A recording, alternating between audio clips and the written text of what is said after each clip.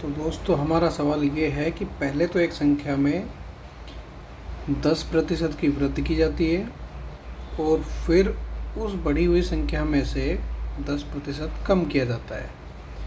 तो हमको उसमें निवल वृद्धि या कमी यानी नेट कितनी बढ़ोतरी हुई या उसमें कितनी कमी हुई ये पता करना है।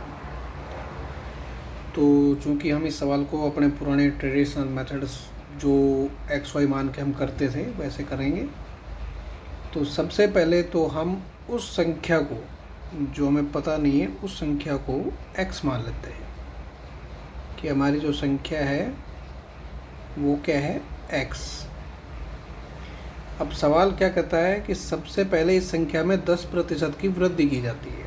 तो सबसे पहले तो हमें ये पता लगाना है कि x का 10% कितना होगा। x का 10%, 10% का मतलब 10/100। तो x का 10% कितना होगा, ये होगा। तो ये बराबर कितना हो जाएगा, एक शून्य से एक शून्य गया तो यानी x/10। तो x का 10% जो है वो x/10 हो गया। तो यानी कहने का मतलब कि संख्या में यानी जो हमने संख्या मानी है x, इसमें कितनी वृद्धि की जाती है, x/10। तो नई संख्या हमारी क्या हो जाएगी, नई संख्या हमारी हो जाएगी पुरानी संख्या x प्लस x/10 और ये हो जाएगा कितना, 11x/10। ये हमारी नई संख्या आ जाएगी 11x/10। अब सवाल आगे कहता है कि इस बढ़ी हुई संख्या से 10% कम किया जाता है। तो अभी नई संख्या हमारे पास है 11x/10। तो सबसे पहले तो वही पहले की तरह हम ये पता लगाएंगे कि इस 11x/10 का 10% आखिर होगा कितना। तो एक तरह से नई संख्या का पहले तो हमें नई संख्या का 10% पता लगाना है। तो नई संख्या का 10% क्या हो जाएगा, 11x/10 ये नई संख्या हो गई और इसका 10% यानी 10/100। तो ये क्या आ जाएगा हमारे पास, एक शून्य से एक शून्य गया और 11x/100। तो नई संख्या का जो 10% है वो कितना आ गया, 11x/100। तो यानी अब सवाल क्या कह रहा है कि ये जो नई संख्या 11x/10 आई थी इससे 10% यानी 11x/100 कम किया जाता है। तो अब इसके बाद फिर से अगली संख्या, फिर से नई संख्या क्या आएगी कम करने के बाद में,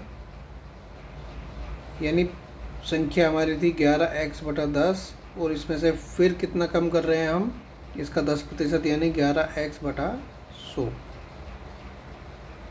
तो जब इसको हम करेंगे माइनस तो ये हमारा कितना आ जाएगा, 99x/100। ठीक है।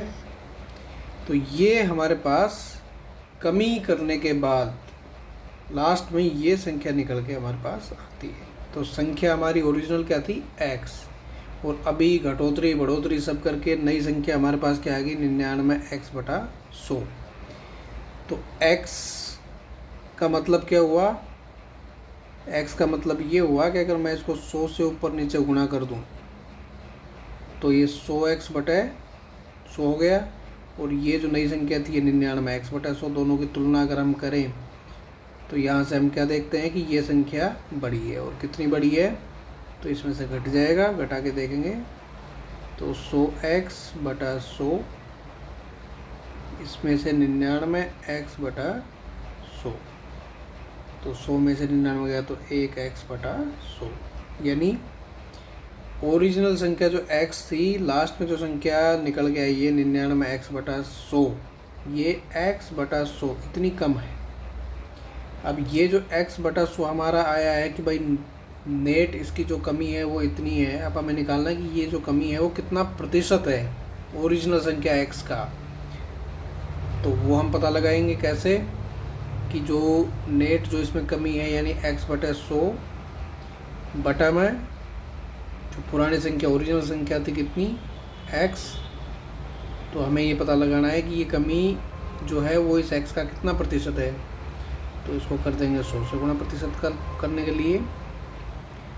तो ये बराबर कितना हो जाएगा, x को यहाँ से ले सकते हैं x/1, तो ये संख्या जाके हो जाएगी ऊपर वाले से गुणा, बीच वाले हो जाएंगे आपस में गुणा। तो ये क्या आ जाएगा, x/100 गुणा x यानी 100x गुणा 100। तो x से x कट जाएगा, 100 से 100 कट जाएगा और ये आ जाएगा 1, यानी 1%।